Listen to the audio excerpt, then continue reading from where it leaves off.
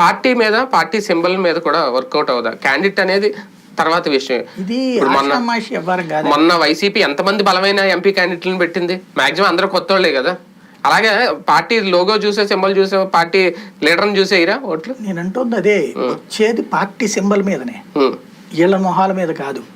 కానీ డబ్బులు ఖర్చు పెట్టేవాడు అయి ఉండాలి.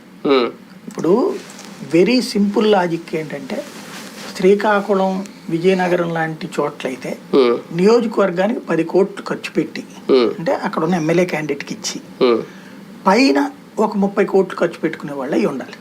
100 కోట్లు మినిమం అక్కడ ఎంపీ క్యాండిడేట్. అదే మీరు కృష్ణా, గుంటూరు జిల్లాలకు వచ్చేటప్పుడు 150 నుండి 200, 250 కోట్లు ఖర్చు పెట్టుకోవడానికి ఉండాలి. కృష్ణా, గుంటూరు, గోదావరి జిల్లా ఈ స్థాయి ఖర్చు. అంటే ఇందులో తక్కువలో తక్కువ చూస్తే 100 కోట్లకు తక్కువ అయితే కుదరదు.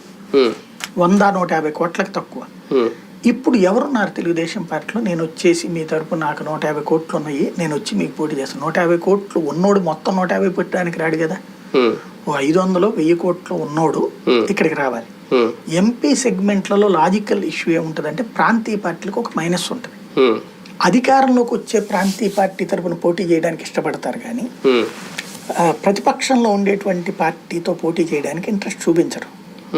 ఎందుకు అంటే, రేపు పొద్దున వీళ్ళు అధికారంలోకి వస్తుందంటే ఖచ్చితంగా వస్తారు, కానీ అప్పుడు కూడా ఎంపీ సీట్లకు ఇష్టపడరు, ఎమ్మెల్యే సీట్లకు ఇష్టపడతారు.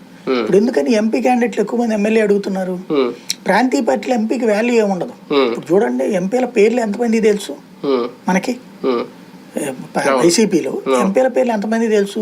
ఓ విజయసాయి రెడ్డి పేరు, ఓ మిథున్ రెడ్డి పేరు, ఇట్లాగా అవినాష్ రెడ్డి గొడవ అయింది కాబట్టి అవినాష్ రెడ్డి పేరు, లేకపోతే అది కూడా తెలిసేది కాదు. 3-4 పేర్ల గురించి తెలియదు మనకి. ఎందుకని అంటే, వాళ్ళకి అసలు సాధారణ ప్రజలతో లింక్ ఎక్కడ ఉంటుంది? బేసిక్ గా వాళ్ళు పార్లమెంట్ లో పోనీ అక్కడ ఏమైనా ఉంటుందా? అక్కడ మాట్లాడారు, మళ్ళీ ఫ్లోర్ అంతే. అటు విజయసాయి రెడ్డి, ఇటు మిథున్ రెడ్డి, ఇంకేం కనబడుతుంది? కాబట్టి